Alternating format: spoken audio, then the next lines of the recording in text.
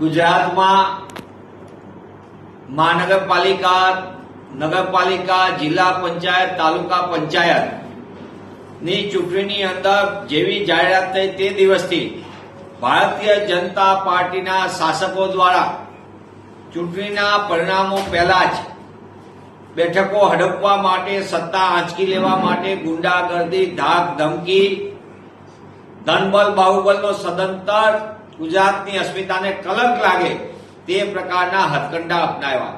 ઘણી જગ્યાએ તેઓ એ હથકંડામાં સફળ પણ થયા અને મોટા પાયે આતંકનું વાતાવરણ સર્જીને કોંગ્રેસના અનેક ઉમેદવારોને ખરીદવા માટે, ફોર્મ પરત ખેંચવા માટે જે પ્રકારના એમને ગુંડાગર્દી, પોલીસ તંત્રનો દુરુપયોગ, એસઓજી, લોકલ ક્રાઇમ બ્રાન્ચ, અસામાજિક તત્વો અને વહીવટી તંત્રને ખુલ્લું મૂક્યું, એ આપણે ગુજરાતે તમારા માધ્યમથી જોયું. રાજ્ય ચૂંટણી પંચને અમે વારંવારની રજૂઆત કરી.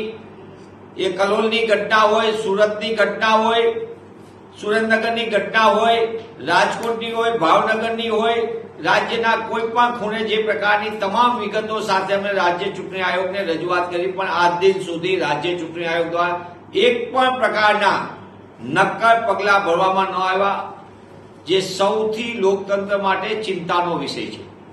પોલીસ તંત્રના સતત જે પ્રકારના પ્રયાસો થયા, અમે રજૂઆત કરી છતાં પોલીસ તંત્રએ જે પગલા ભરવા જોઈએ એ પગલા પણ ન લીધા. અમે કીધા પછી ગુંડા તત્વો ઉપર કાબુ કરાવવાનો એટલે ગુંડા તત્વોનો છૂટો દોર ચાલુ રહ્યો અને હવે ચૂંટણી આયોગ અમે આક્ષેપ કરતા હતા એની બદલે હકીકત કરતું ચૂંટણી પંચે પોતાનો જ પત્ર રિલીઝ કરી દીધો છે. સંપૂર્ણપણે એમની સૂચના 23 એપ્રિલ 2026 નો રાજ્ય ચૂંટણી આયોગનો પોતાનો પરિપત્ર, જે પરિપત્રની અંદર ગુજરાત માટે ચિંતાનો વિષય, 26મી તારીખના મતદાન માટે ચિંતાનો વિષય, કારણ કે ચૂંટણી આયોગની ફરજ બને છે કે ફેર એન્ડ ફ્રી ઇલેક્શન કરવું, ડર અને ભય વિના દરેક મતદાર પોતાનો મતાધિકારનો ઉપયોગ કરી શકે.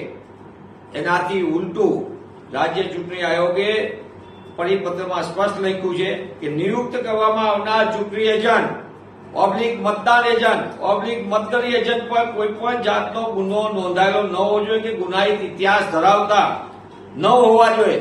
આ જોગવાઈ પહેલા હતી, એ જોગવાઈને તેમને સંપૂર્ણપણે રદ કરી નાખી છે એવું ખુદ ચૂંટણી આયોગ કહી રહ્યું છે.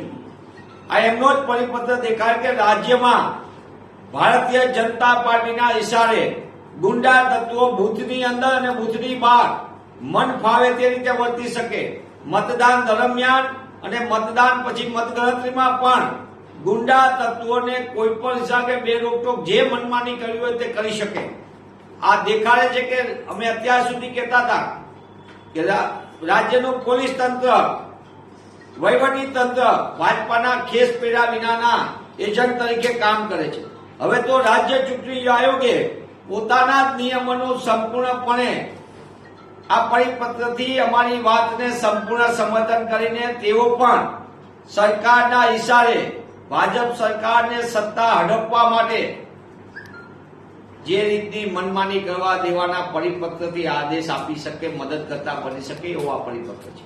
ત્યારે હું આપના માધ્યમથી માંગ કરું છું, રાજ્ય ચૂંટણી આયોગને પણ પ્રશ્ન પૂછવા માંગુ છું કે રાજ્યની અંદર ગુંડા તત્વોને, અસામાજિક તત્વોને અને ચૂંટણી દરમિયાન મતદાતાઓ પર ડર ભયનો માહોલ ફેલાવનાર તત્વોને શું તમે બે રોકટોક છૂટછાટ આપવા માંગો છો? રાજ્ય ચૂંટણી આયોગ શું બંધારણ ફરજમાંથી ભાગી રહ્યું છે? રાજ્ય ચૂંટણી આયોગ ભારતીય જનતા પાર્ટીના ભ્રષ્ટ શાસકોના ઇશારે એજન્ટ તરીકે કામગીરી કરવા માટે પ્રતિબદ્ધતા જાહેર કરે છે. આ તમામ મુદ્દાનો રાજ્ય ચૂંટણી આયોગે એની બંધારણ ફરજ જો નીતિમત્તાથી નિભાવવા માંગતા હોય, જેની ફરજ છે, તો એમને તાત્કાલિકપણે રાજ્યના ગુજરાત અને ગુજરાતીના મતદાતાઓને તાત્કાલિકપણે એમને આ બાબતની રાજ્યવ્યાપી જાણ કરવી.